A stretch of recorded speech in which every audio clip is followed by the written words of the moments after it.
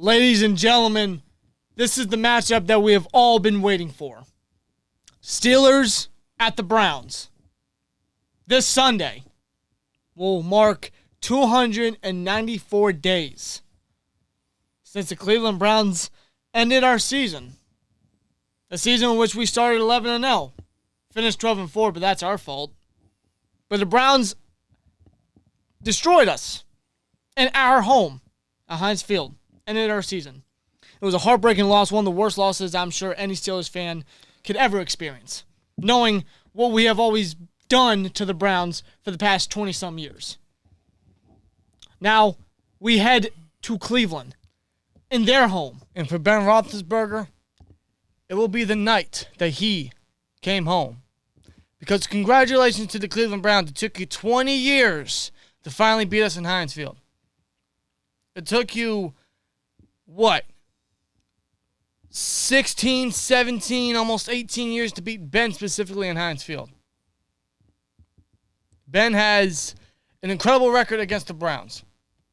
And hopefully, he increases upon that.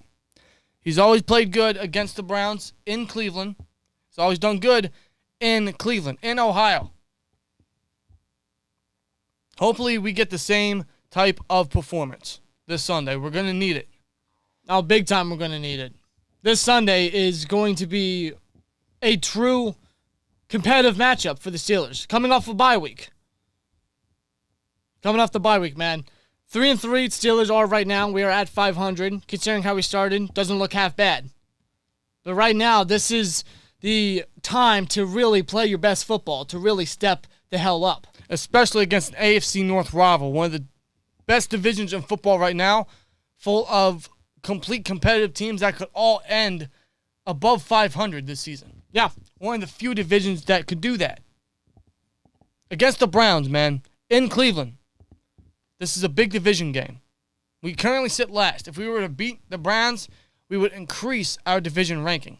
This is a big game this Sunday. This is a game that we need to win. Because not only for the division, not for our record, but to make a statement heading into the second half of the season. We're off a much-needed bye with all the injuries that we've sustained early on this season. Guys like Tuitt, who I'm starting to think he might not be back this week, which is going to suck for obvious reasons. We might get Carlos Davis back. That'll help soften the wound of possibly not getting Tuitt back this week. Maybe Anthony McFarland gets promoted off of IR. We can get him going with Najee. Bush should be fully healthy, and he's going to have to step up in this game. Yes, he has. Because we can say all we want about the Browns, about the history, and maybe you could call this a rivalry renewed. I don't know yet, because it's still the Cleveland Browns. And they are looking like I don't want to say a mess, because I'll give them the benefit of the doubt. They are plagued with injuries. It is a laundry list of people, mostly starters. Guys like Baker, guys like Chubb, Hunt, a bunch of players on their defense. Yeah, I don't think they really have anybody truly capable right now on defense, considering the injuries they got. You know, Jeremiah Owusu-Koramoah is out. I don't even like their defense is just riddled with injuries. It is. So when it comes to that, especially for the Steelers offense, it's something they must take advantage of. No question about it. Because the thing about this offense is the consistency. Very inconsistent. And the thing about this offense was, but before the bye, they went up against a Seahawks defense that is not very good. Probably the worst defense in the league. And they were barely able to do anything, let's be honest. Only 2 touchdowns, and that was all in the first half. Now they're about to face a Cleveland Brown defense who should get some of their guys back, especially in the secondary. And statistically, they're a top 5 rushing defense. It ain't going to be easy. No, it's not. Despite the injuries that the Browns got, it's not going to be easy. But the offense needs to perform. They need to establish a rushing game. They got to run the ball very effectively.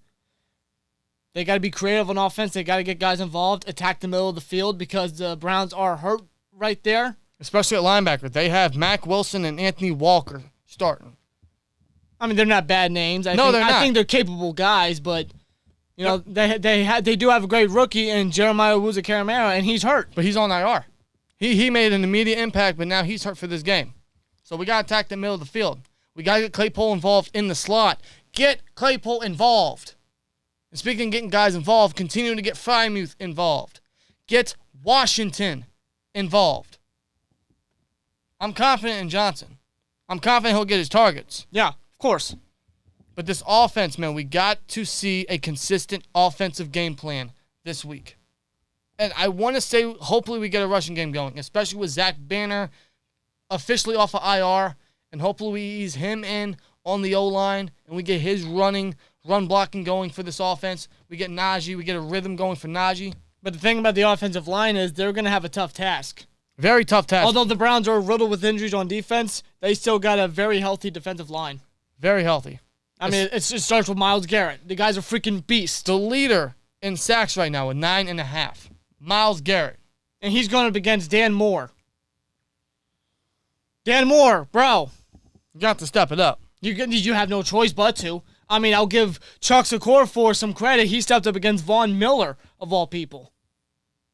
So, Dan Moore, I think it's your turn to step up. Yeah, exactly. They have Clowney on the opposite side who, statistically, I believe has 3.5 sacks. It's the most he's had in the last 2 years. Yeah. But that has everything to do with Garrett. And when I mean everything, I mean everything.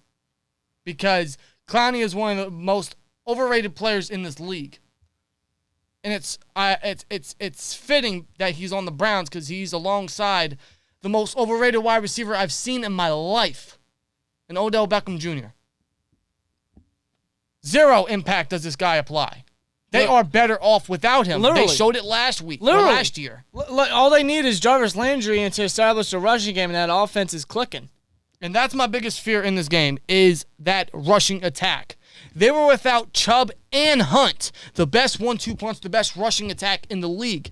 And they still had Ernest Johnson run almost 150 and a touchdown on the Broncos on a short week. And they're going to get Chubb back this week. Yeah. They're going to have Johnson in a rotational role, who can do everything Hunt can do. So, Steelers, you already know what to do. You already know the main game plan is stop the run of the Browns. And that's how you beat the Browns. You got to stop the run, make them one-dimensional, and force them to pass the ball. As for their passing game, I'm expecting Case Keenum to start once again. I'm not going to underestimate him because, first of all, it's the Steelers against a backup quarterback. We all know the history with that. But yeah. Keenum has great history with Kevin Stefanski, the Browns head coach. Not going to sleep on it. No, of course not. And Baker has, a torn labrum, I believe, in his left shoulder. Correct me if I'm wrong. Yeah, and the Browns ain't going to be stupid enough, although they always were. They're not anymore. I'll give them that.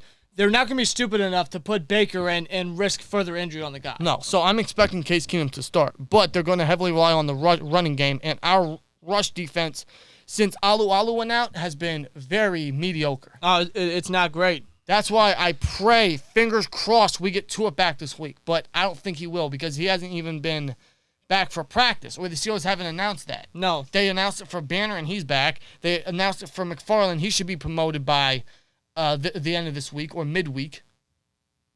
Hell, by the time this is uploaded, he might already be back on the 53.